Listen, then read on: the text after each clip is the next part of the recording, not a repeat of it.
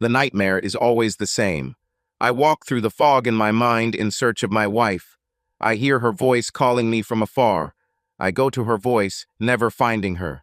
I can never reach her. Then, as if summoned by the devil himself, a huge Gothic cathedral appears in front of me.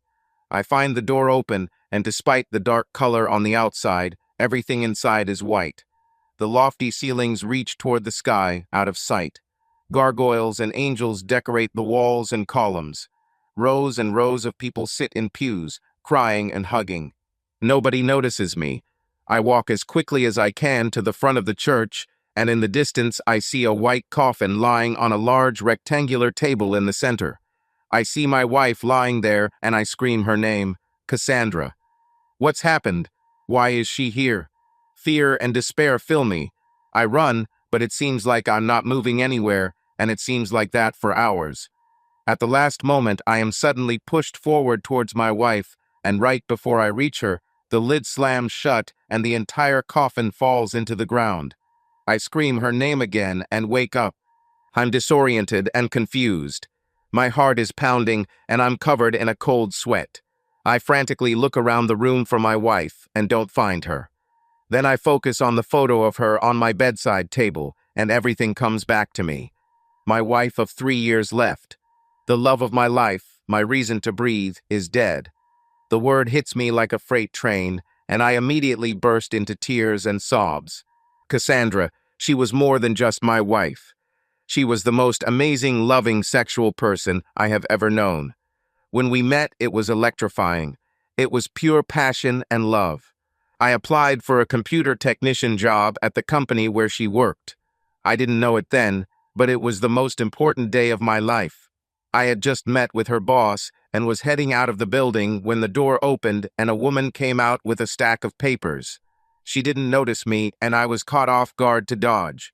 We ran into each other in the corridor. Her papers were scattered in all directions. Being the gentleman that I am, I bent down and began picking up the scattered mess.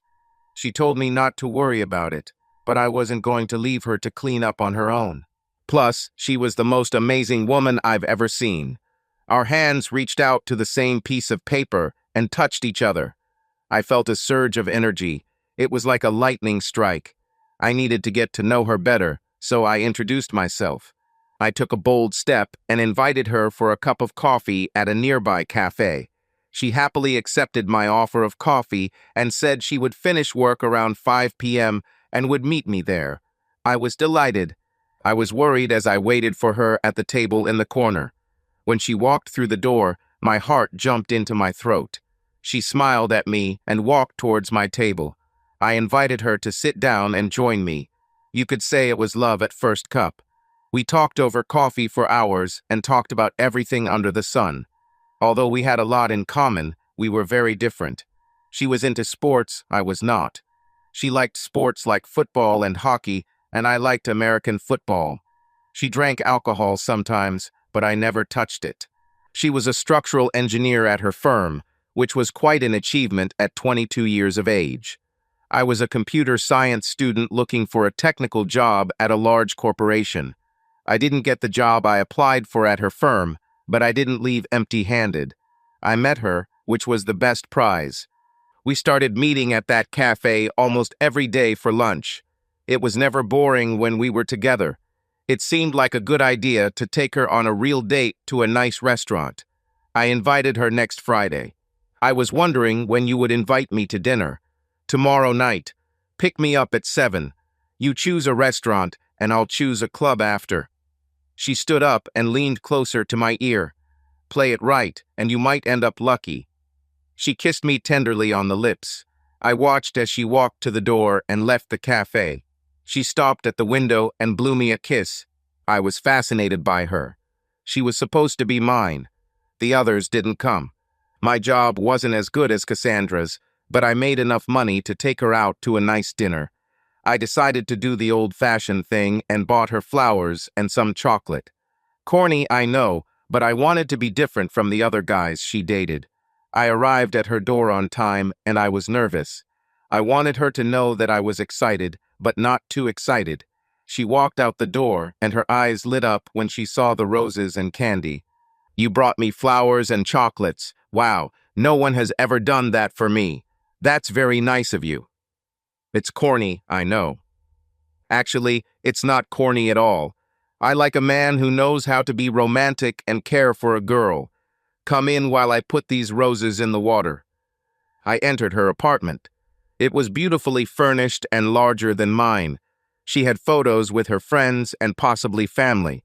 I stood there in the living room while she walked into the kitchen looking for a vase. She returned and we went outside to the car. I took her to a famous Italian restaurant. There's nothing more romantic than authentic Italian food and atmosphere. We were seated and she ordered some wine. I ordered a soda. Would you like some wine? I don't drink. Oh, if you don't mind, but why? My aunt died of alcoholism. Oh, I'm sorry. I didn't know. It's okay. I was very young when she died, but my mother told me terrible stories about how she found her. I guess I'm afraid of dying the same way. Does it bother you that I drink sometimes? No, not at all. Please, the more you drink, the better my chances. I closed my eyes and clenched my teeth. When I looked at her, she had a smile on her face, as if she was desperately trying not to laugh. Sorry, I didn't mean to say that. It's okay, you're nervous.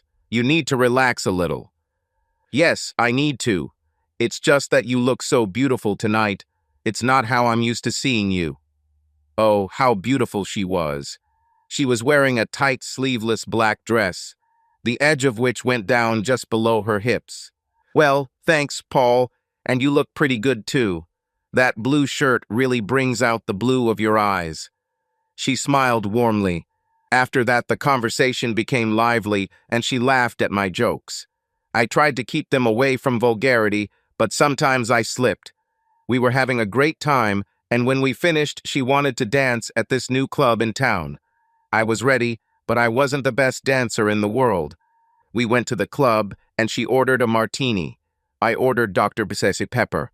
We danced a little, and I was just trying not to step on her feet or look too awkward. We rested a bit and sat down at our table. We had been there for a few minutes when a large man approached her and asked her to dance. Sorry, no. I'm with him. Come on, beauty, he won't care. Actually, I care. The lady said no. I stood up and confronted him. I didn't care that he was bigger. He would only dance with her over my corpse.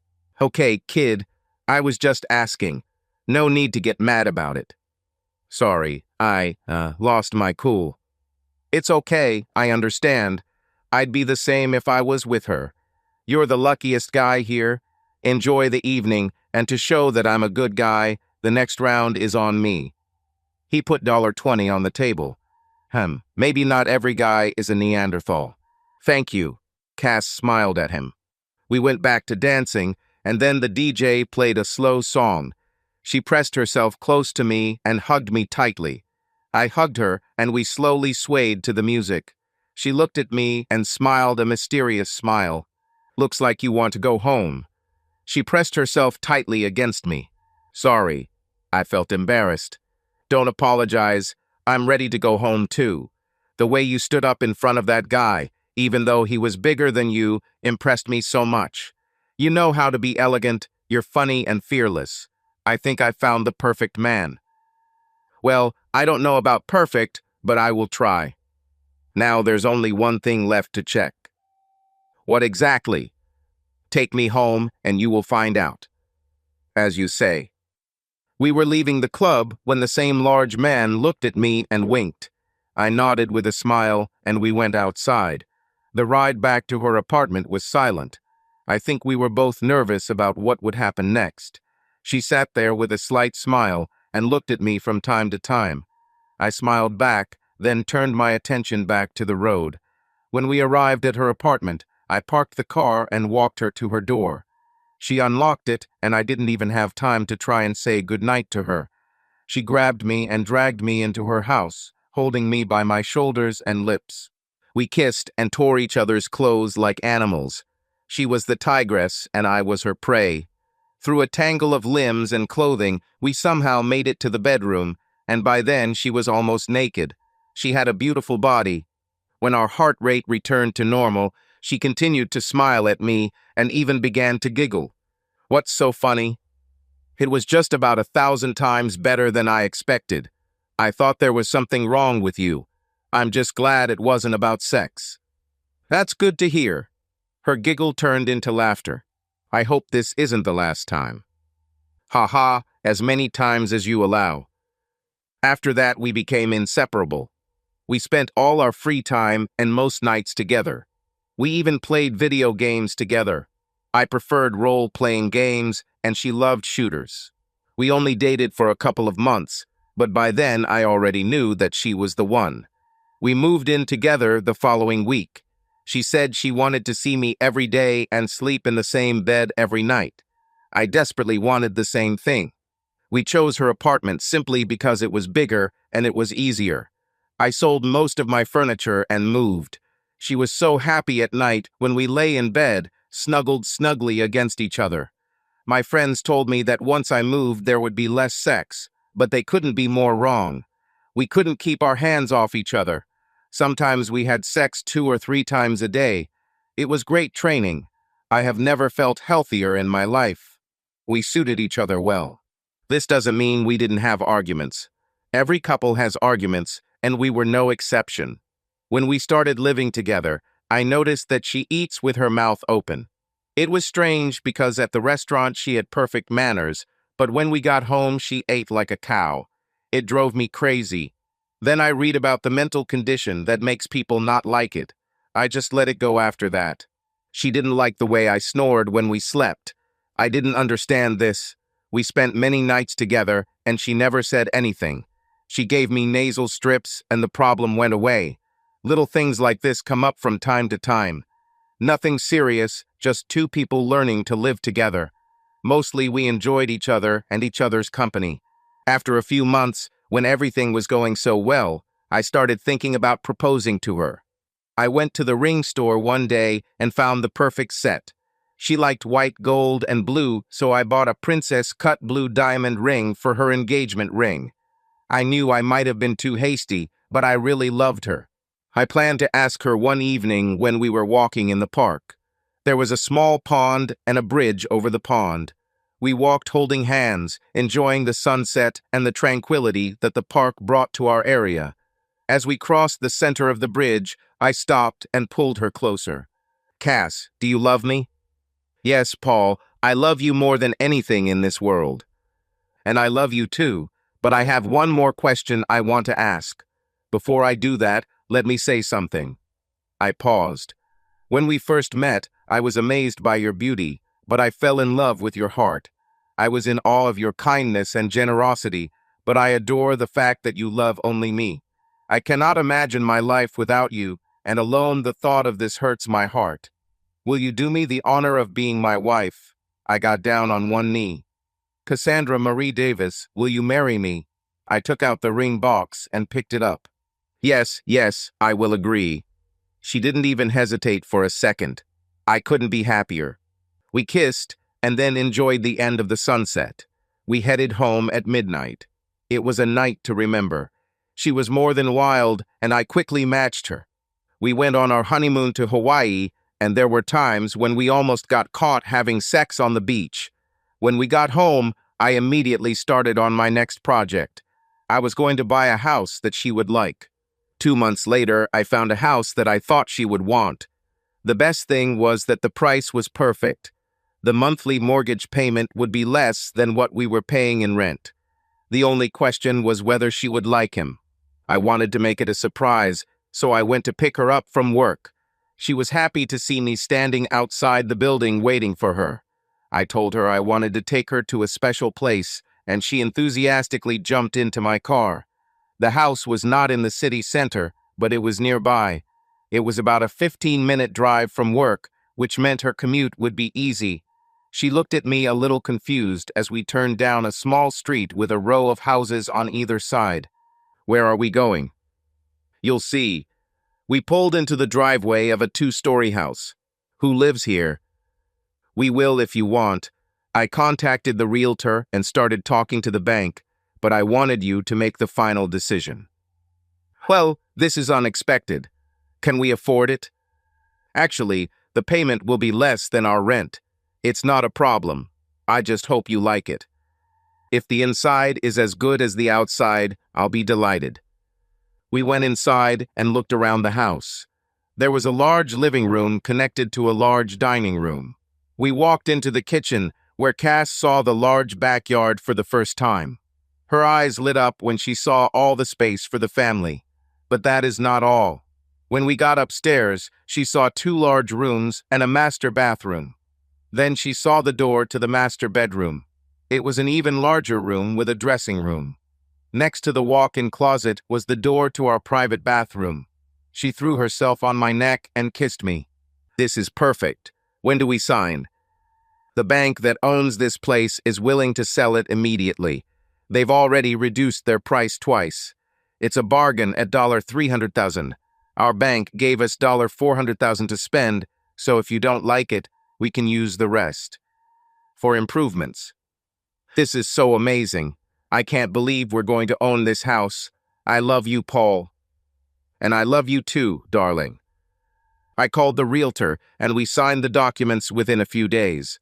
All we had to do was wait for the bank's approval, and everything was fine. It didn't take long, just a few days, but Cass was nervous. She wasn't happy until we moved in a few weeks later. We spent the rest of the money on paint and updating appliances. By the end of it all, she was happier than ever. The night we finally settled in, we made love in the master bedroom. She was again as wild as ever. She almost drove me crazy.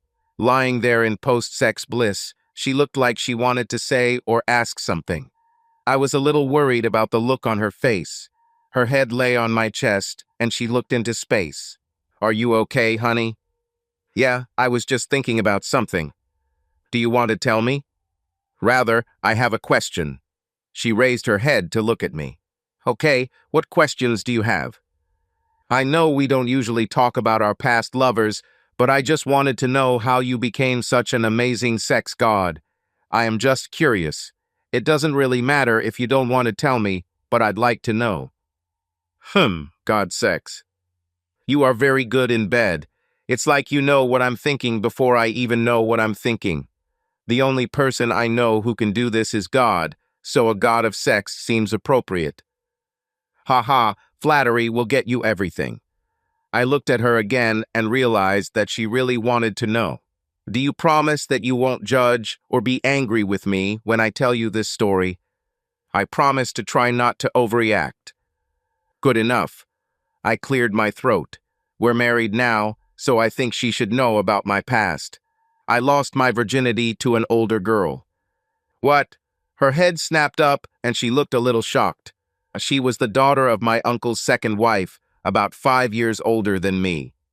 I grinned slightly at her. Then she hit me on the arm. You promised not to overreact. Sorry, please continue, she said, lowering her head back. Her family spent several weeks with us during the summer. They always did.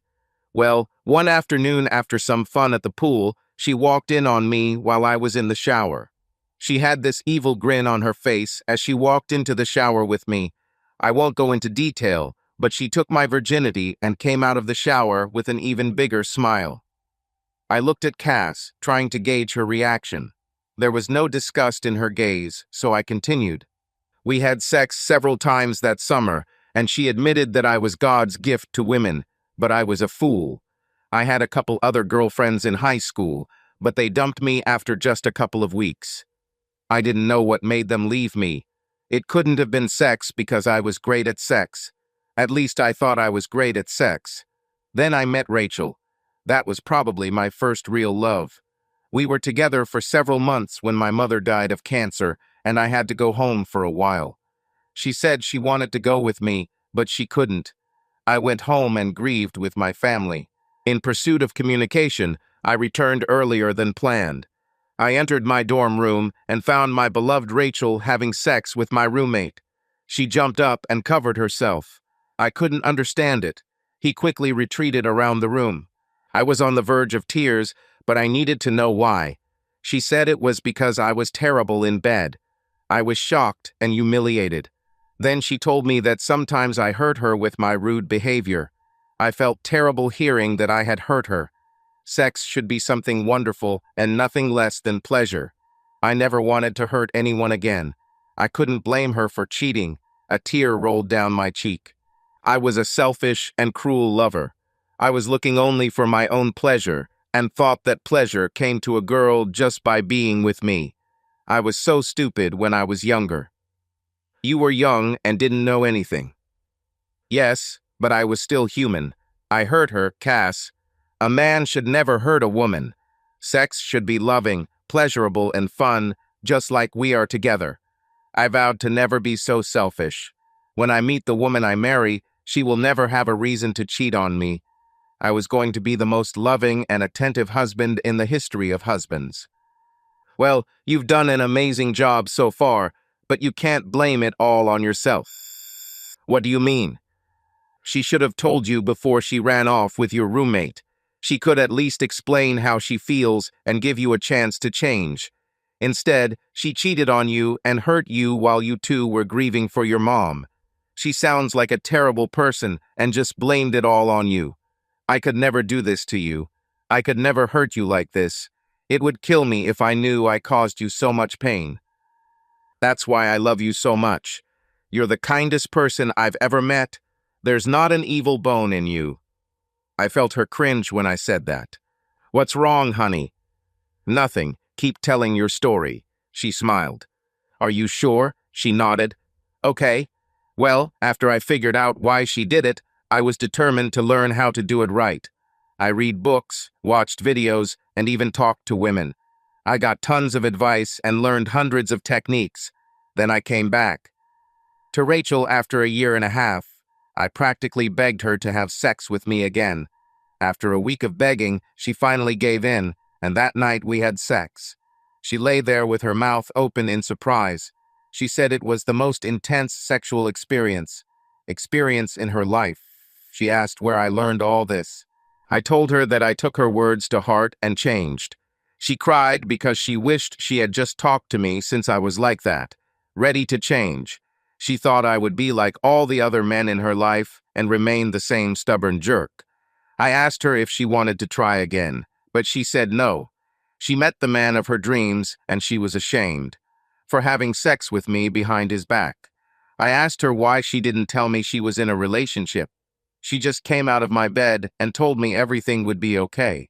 He'll never know. I stopped her and told her to never cheat on him again. If she truly loves him, she must give up all others for his sake. We broke up, but I regained some self-respect. I rocked her world. Before she left, I gave her a book for her boyfriend. She asked what it was, and I told her it was the secret to my success. Why didn't you save it? I read it 4 times. I learned everything I could from it. Plus, when we got married, I bought another copy. We both laughed. Are you still worried about pleasing me? More than ever. Why? Because this isn't just flirting anymore. This is my life, and my life revolves around you. If you're happy, I'm happy. If you're sad, I'm sad. I want you to be the happiest wife in the world. Oh, but I am. I want to make you happy too, you know. My life is intertwined with yours too. I love you so much that sometimes it feels like my heart is going to burst. I guess we'll just spend the rest of our lives making each other happy. I love you, Paul. And I love you, Cassandra. I rarely used her full name, but at this moment it was appropriate. We fell asleep and saw our future in a dream. A few months after our wedding, Cass received a promotion and became the new head of her department. This meant that she would have to travel several times a month, but these trips were short. Usually, it was no more than 3 days, and sometimes I could go with her. She didn't like leaving me when I couldn't go, but she liked the work. I never once thought that she might be unfaithful to me. I had complete confidence in her fidelity. I missed her when she left, but I always supported her to continue her work. We always had an incredible sex session before she left, as if this was our last time. At the end, we hugged each other and whispered endearments to each other. Pillow talk was her favorite. She was describing how I had just made her feel and how our love made it so much more intense and explosive. It gave me pleasure to lie next to her and admire her beautiful body. Her brown hair flowed over her shoulders, and her brown eyes shone with happiness. I remember the night before she left on that fateful trip. The love that night was especially energetic and passionate. She was simply insatiable. When it was over, we were lying in bed, and she had this sad look on her face. It was unusual to see her like this after good sex, and I was concerned about her change in mood. Cass, is something wrong? Oh, sorry, honey. I was just thinking. How much will your thoughts be sold for? She raised her head and lowered her chin to my chest, looking into my eyes. What would you do if I died? This question shook me to the core. I didn't want to think about losing her. Life without my loving wife was unthinkable. It was unbearable. I was lost for words. I don't know what I would do. You never thought about it, did you? No, I never wanted to think about it. I know what I would do if you died. And what is it? Wait. Wait what? You, of course. I would wait for you until you came back to me, or until I went to you myself. That's what I would do. Wouldn't you find someone else to live with? There is no man on this planet that I could love the way I love you. If I lost you, it would be like losing myself. I don't want anyone else, and I never will. Are you really going to wait for me? Yes. Do you love me that much? More than you'll ever know.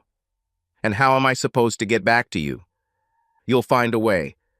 In that case, you must also find a way to return. If you wait for me, I will wait for you. Just don't be late. She always giggled at my jokes. I won't, I promise. She fell asleep within a few minutes. I spent that night thinking. I couldn't live without her because our lives were so closely connected. She was my life, and I did everything for her. Sleep overtook me after my mind finally calmed down. My alarm clock signaled that it was time for her to get up and get ready for the flight. We took a shower together and even made love there. Soon she got dressed and headed to the door. Before she walked out to her car, she turned around and kissed me deeply and passionately. Wait for me, she whispered in my ear. Until the end of time, I whispered back. The last time I spoke to her was when she called me saying she had made it to Dallas and checked into a hotel. We expressed our love for each other, and her last words to me were, "Wait for me." It was 6 in the evening when her boss called me. He had just received word that the abandoned warehouse she was inspecting had exploded due to a gas leak. I urgently asked him if he knew where she was. He said no, but urged not to lose hope. She might still be okay. He said he would call if he heard anything, or I could call the Dallas police. I hung up and called the Dallas police. I needed to know what happened. I needed to know she was okay. They didn't have much information other than that some people died in the explosion. My heart sank. I knew I had lost her. My life is over. It was only a matter of time before it was confirmed. An hour later, the police called me back with the news that they had identified a woman about her age among the victims. Then, mid-conversation, they informed me that they had found her wallet and confirmed that it was her. I fell to my knees and let out a scream that could only be described as a scream of absolute despair. I had a thread of hope that she was still alive, and they cut it. I don't remember much of what happened next, only fleeting memories and hazy images. At some point, I lost consciousness and woke up sprawled on the floor. I got up and grabbed the phone. I called the Dallas police for more information. They informed me that the body had been recovered and was being examined. They invited me to fly and pick him up. I called my boss and told him what happened. "Oh, Paul, I'm so sorry. Take all the time you need. I don't care how long it takes. Just come back when you're ready. Oh God, I'm so sorry." My next call was to my father. He loved Cass like his own daughter and was devastated when I told him. He offered to accompany me to Dallas, and I quickly agreed. When he arrived, we hugged for a long time. He was never an emotional person, but when we lost my mother a few years ago, he softened. I called my brother and sister. They all came with me to Dallas. I would need all the help I could get. My best friend Chris said he would look after the house for me. His wife Joni gave me an emotional goodbye. Cass and she had become close friends over the past 3 years. The trip to Dallas was a blur. Dad and Kyle, my brother, did most of the work. My sister did everything she could to keep me on my feet. Being the youngest in the family has its advantages. So many older people I could rely on to help me when I was practically useless with grief. Carrie did the best she could with the emotional mess I had become. Dad and Kyle picked her up from the police station and arranged for her to be transported home. I barely remember the ride back or even the funeral. My family gathered around me and kept me busy with the things I needed to do. While all my family and friends began to return to their normal lives, mine continued to rapidly deteriorate. A few weeks later, I was still dazed and numb. What to do when the most important part of your life suddenly disappears? Nobody knows the answer to this. Then the nightmares began.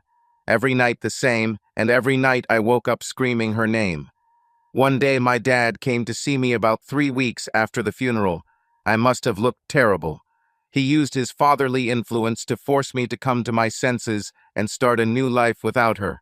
Son, when I lost your mother, my world also collapsed. I know what you're going through. I was so angry at her for leaving me, and the pain of her absence was almost unbearable. A couple of times I was so low that I almost committed suicide. He laughed. Life goes on. It's sad and unfair, but life moves on. Don't try to forget her. Don't try to replace her. Just live for her. Live for both of you. She will always be with you, just like your mother is with me. He smiled and patted me on the shoulder. On the eve of her departure, she asked a strange question, I said, again on the verge of tears. What question? What would I do if she died? What did you answer her? I didn't have a good answer, but she did. What did she say? She said that if she had died, she would have waited. She would wait until I returned or until I joined her. I promised her that I would wait for her until the end of time. Then you should keep your promise. Keep your home and yourself ready for her return. But it's so difficult, Dad. I'm not sure I can. The tears began to fall again. Wait a few years until she finds her way home, son. If she doesn't come back by then, wait a little longer. He hugged me, and just like that he left. I was alone again, but now I had a new goal. I was going to wait. I was going to wait until the end of time. The nightmares stopped that night. My father was right. Life goes on. I returned to work and started hanging out with friends again. I never managed to return to normal life. Not having Cass in my life left me with a huge void, a void that could not be filled. My life was mostly empty. I went to work, ate, slept, then repeated. Only the promise I made to Cass kept me going. It kept me sane and together. On the anniversary of her death, everything began to fall apart again. It started with a text message from a number I didn't recognize. The message contained only 3 mysterious words: wait for me. I tried to call this number, but the line was disconnected. I tried calling the phone company to see who it was or if they could trace the call. I even tried to use my computer skills to figure out who could have sent it to me. I even called my father and asked if he did it. He swore that he would never do such a thing to me. Only Cass, Dad, and I knew what she told me. Having no more leads, I left it as is. The day after receiving the message, I was sitting in the cafe where we had lunch for the first time. I was deep in thought, looking out the window, when a blonde woman walked by. Her hair color was different, but I knew it was Cass. I jumped up and rushed to the cafe door, throwing it open. I looked around, but she was no longer there. The waitress asked me what was wrong. She was probably afraid that I would leave without paying. I left $20 on the table and left. That night, the nightmares returned. Then, later that week, I was sitting in my office looking out the window when I saw the same woman looking down at me. I was only on the second floor, so I saw her quite well. She smiled, then turned and left. My face was pressed against the glass. I must be losing my mind. First a cryptic message, now I see her walking around the city. and that same night the nightmare repeated itself. I stayed up all night and found myself sitting at the table in our cafe, sipping strong coffee. I looked up and noticed a woman looking at me. This time it wasn't Cass, but one of her co-workers. Her name was Stacy, and I met her at one of the company parties Cass took me to. She was holding a cup of coffee and walked towards me. "Paul, how are you?"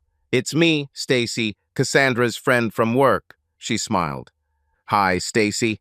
I'm glad to see you." "Everything is so-so with me." An awkward silence hung between us.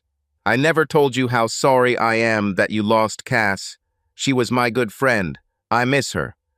"Yes, she is on my mind all the time. I miss her very much too." Stacy sat up and looked at me tenderly. She was a beautiful woman, and if I hadn't been so dedicated to waiting for Cass, I would have asked her out. She was shorter than Cass and curvier. She wasn't fat, she just had curves in the right places. I had to look away to keep my thoughts from wandering too far. She must have noticed it. "Listen, Paul, it's been over a year. Isn't it time for you to move on?" A wave of anger ran through me. I had no intention of moving on, and I didn't like hearing anyone else tell me to. She backed away from the intense glare I directed at her. "Sorry, Paul, this must still be painful for you. I did not want to make you sad." She stood up and turned to leave. She stopped for a moment and turned around again. "Listen, come have dinner with me tonight. We'll talk about Cass and everything she meant to us. I won't take no for an answer." I didn't really know what to do, but I thought dinner couldn't hurt. "Okay, Stacy, where and when?" "Chino's at 7. We can have dinner and talk." "I will be there. See you later."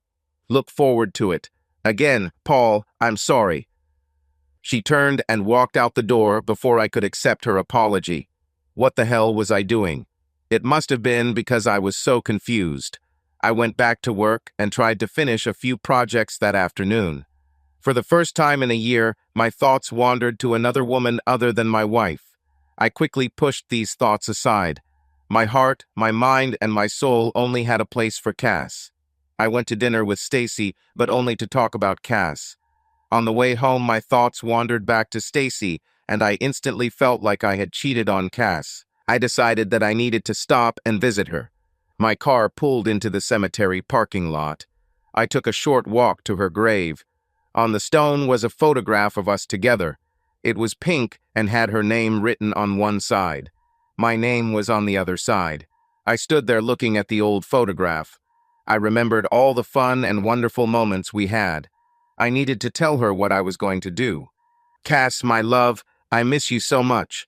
I'm trying to wait for you, but it's so hard. Harder than I ever imagined.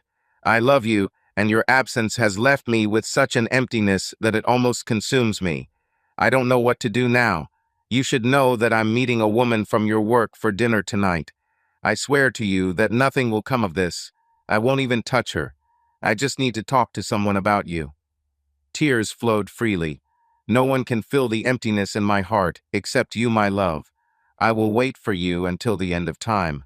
As I always promised. Hurry up and get back to me. I love you." Tears were still burning in my eyes as I headed back to my car. The ride home was short, and I still had time to stretch. I decided to take a shower. The warm water felt nice on my skin. My emotions were exposed, and my body felt no better. Sleep took its toll. It was 6, and I started getting ready. I put on a pair of khakis and a blue button-down shirt. Cass always said I looked good in blue. She said it brought out the blue of my eyes. I guess that was my most remarkable feature. I'm 6 feet tall with brown hair. I kept in shape even after her death. It was another example of how deeply my life was connected to her. The only significant change was probably that I grew a beard after she died.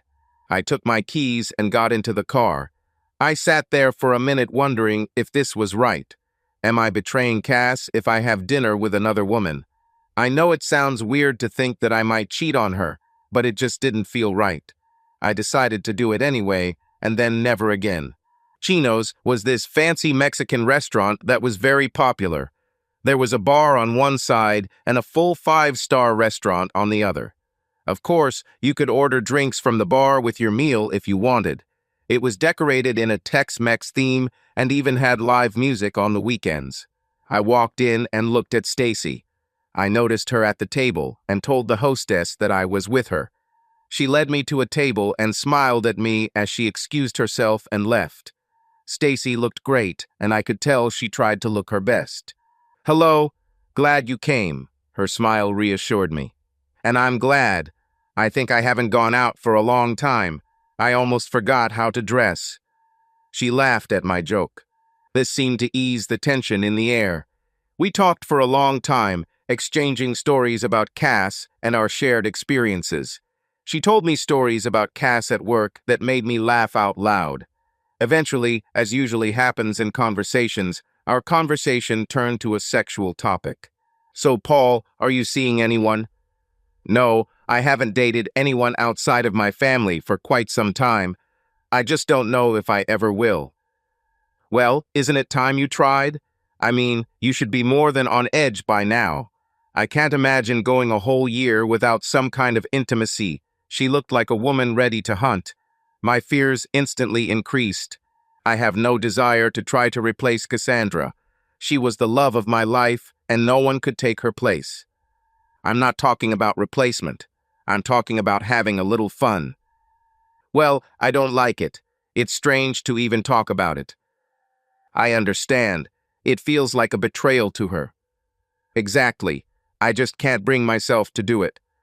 "Okay, I won't convince you of anything. We can just be friends. You're not ashamed to be friends, are you?" "Not at all." "Okay, then a good friend would give a friend a ride home after he's had too much to drink." She smiled again. "I think it's something a friend could do. Where do you live?" "Oh, just a few miles from here. Too far to walk and not far enough to call a taxi." We paid the bill, and she jumped into my car. The trip home was lively with more stories about Cass and her work life. But Stacy couldn't stop talking about sex. "You know, Cass was bragging about how great you are in bed." "She did it, right? Well, she was fantastic too." To tell the truth, I wanted to check it myself and see it with my own eyes. "But you stopped it." "Sorry, didn't mean to seem rude about it." "It's okay. Like I said, I understand. It would be like betraying her." We drove up to her house, and I parked the car. "Are you sure you don't want to come over for a drink?" "I appreciate the offer, but no." "Well, I tried to be nice, Paul, but apparently you chose the hard way." "What do you mean?" "This." She pulled out a stun gun, and before I could react, she hit me with it. I didn't immediately lose consciousness, but I could barely move. My movements were sluggish as I tried to defend myself. She gave me another shock, and I passed out. The first thing I remember when I returned to the world of the living was that my head felt like it had been run over. Trying to somehow relieve my headache, I discovered that my hands were tied behind my back. It took me a second to remember what happened. A wave of fear ran through me when I realized that I had been kidnapped. I looked around the small room, trying to figure out what to do. There was nothing in the room except the chair I was sitting on and the light coming from the ceiling. Where the hell am I? Before I could try to find a way out, I heard a click and a rustle of air. Behind me was a door that had just opened. I heard footsteps approaching me. They were slow and light. My heart started beating faster. "Look who's awake. You must have a hell of a headache." Stacy came into view. "I guess you're even more confused. Don't worry, I'll explain everything." She leaned over and smiled. She changed into tight black leggings and a black tank top. There was a sinister smile on her lips, and the look she gave me made me shudder. "You're probably wondering what this is all about." She straightened up and began to walk back and forth in front of me. "It has to do with your wife and her job." "What about Cass? What about her job?" She was just looking at old buildings. "I'm not talking about this job. I'm talking about her work for the state. That job where she stole secrets from other governments." "Is my wife a spy?" "Yeah, I know it sounds crazy, but it's true. She's not even really your wife." "Not my wife." But there was a ceremony and a priest and her family. Everything is fake. You're lying, I spat, my voice filled with contempt for her. Believe me, I wish I could lie. She was extremely convincing, pretending she was just an engineering expert for some stupid consulting firm. I do not trust you. You're just telling me this so that I'll tell you something. Haha, I hate to say it, Paul, but it's not about what you know. You're a smart guy, but you're not the one I'm interested in. You're just bait for prey. What booty? Well, your wife, of course. But she's dead. She won't come to save me, I said angrily. Haha, you see, you don't know much about your wonderful wife. She is very much alive, and you will bring her to me. Why should I trust you? Because there is no point in me lying to you. What will lying to you do for me? She is alive? Yes, she is alive, and when she comes for you, I will kill her. For what? Why do you want to kill her? What did she do to you to make you hate her so much? For me personally, nothing. But the people who hired me want her dead, and that's what I'm succeeding in. What makes you think she's coming for me? She didn't show up for a whole year. Because the marriage may have been a sham, but the love was not. I wasn't kidding when I said she was bragging about how good you are in bed. She loved you so much that she tried to quit her job several times just to be with you. Why didn't they let her go? You can't leave the CIA that easily. She had to stay until all the cases she was working on were completed. Then why did she fake her death? The police report said there was no doubt it was her.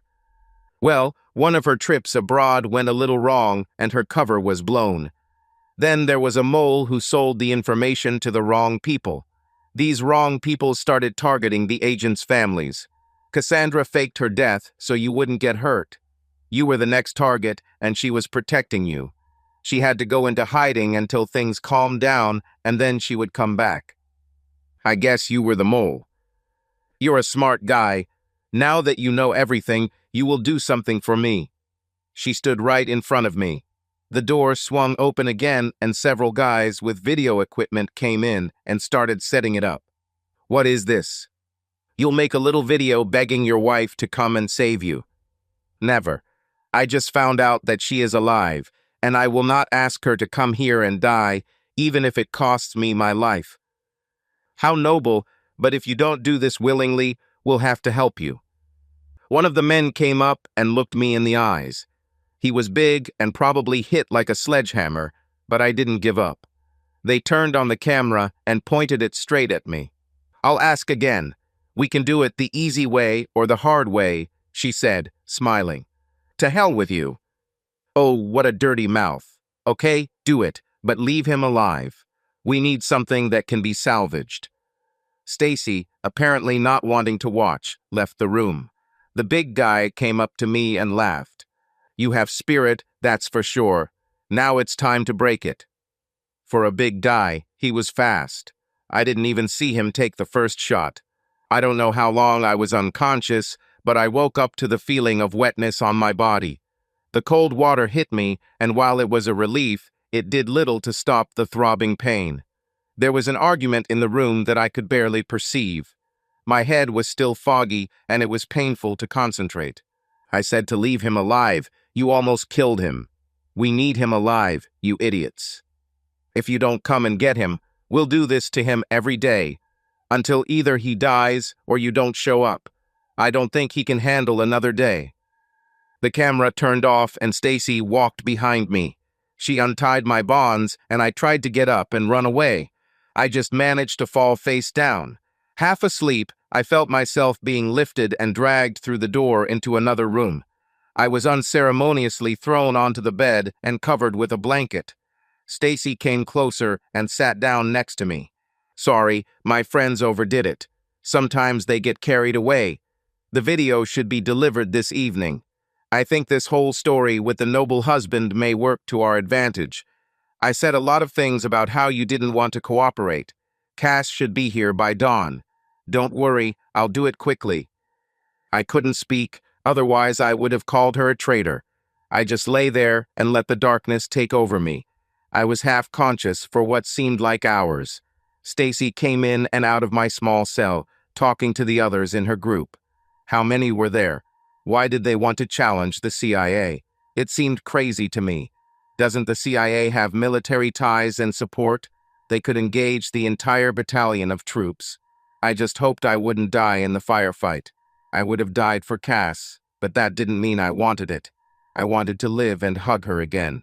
A loud bang, followed by several other loud bangs, woke me up. It sounded like gunfire. Has Cass finally come to save me? I hoped she didn't come on her own, but rather sent a SWAT team. But then I thought, why would they send a SWAT team after one guy who didn't mean much to the government? I didn't have time to think as Stacy and one of her goons burst into my room and grabbed me. The man supported me because I lacked strength. I found myself trying to help him support me, but then I thought, why should I help them? I relaxed my body, and the sudden loss of support dropped me to the floor. Looks like the guy wasn't ready for my weight. Pick it up. He is our only chance. Before the man could react, the door swung open again, and two soldiers with rifles rushed in and pointed their guns at Stacy and her friend. Both froze in place. Is your name Paul? I barely found the strength to nod in response. He smiled, then turned to the door and shouted, "Medic!" Several people burst into the room, and I was loaded onto a stretcher. Before I passed out again from relief at being rescued, I saw her enter the room. She was dressed all in black with "police" written on her jacket, and her hair was pulled back into a ponytail. My God, but she was beautiful. Our eyes met, and she looked at me in horror. Oh God, what did they do to you? Oh Paul, I'm so sorry. I'm sorry for everything. She looked up at Stacy with an anger I had never seen before. With unexpected speed, she rushed toward Stacy and hit her right in the nose, then hit the guy as hard as possible in the groin. I hope I never make her mean that. She came back to me and walked next to me while they carried me outside. I needed to touch her. My body found the strength to reach out and grab her hand. She looked at me and smiled. Oh, how I missed that smile. We walked through many corridors and then found ourselves on the street near a large abandoned office building. I didn't recognize this place or the surrounding area. Where the hell did they take me? We approached the helicopter and they loaded me inside. Cass climbed in behind me, still holding my hand. She leaned over and kissed me on the cheek. It hurt, but it was the sweetest pain I've ever felt. My other hand came up and touched her cheek. She's back. She found her way back from the jaws of death. In this knowledge, I again allowed the darkness to take over me. Even in my sleep, I could still feel the warmth of her hand holding mine. The dream was different this time. I was still walking through the thick fog, but this time there was no huge cathedral or funeral. I heard Cass somewhere in the distance, and this time she was talking to someone. As I approached her, I heard a quiet squeak, which became louder with every step. I came closer and closer to the sounds until I opened my eyes. For the first time in days, I could see clearly. I looked around the darkened room and realized that I was in a hospital room. At the foot of my bed stood my beloved Cass, back from the dead, and another woman. She was older and wore a lab coat, held a clipboard in her hands, and had a stethoscope hanging around her neck. Well, he's got concussions, a few broken ribs, a broken jaw, and a hell of a lot of power in him.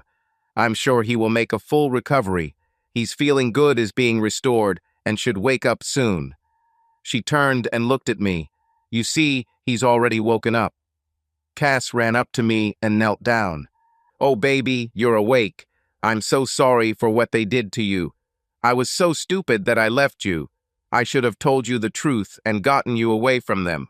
My finger touched her lips. Are you alive? I would die 1,000 times if it meant I could touch you again. Please don't leave me again. Never, my love. I will never leave you again. I'm here to stay. She kissed me tenderly on the lips. Oh, feeling her lips on mine again was enough to awaken every part of my body. The doctor and Cass noticed my condition. Cass smiled as the doctor headed towards the door. I'll leave you alone. Be careful. He's still pretty sick. She went out and closed the door behind her. So a whole year without sex? I asked. There has been nothing in my soul since that morning. I told you I would never hurt you like that. You are my only one.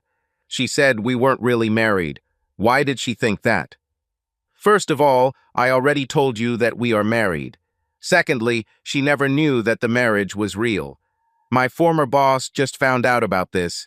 He was angry at me for deceiving him, but I would rather deceive him than you, she said, stroking my thigh. I pressed the button to rise up.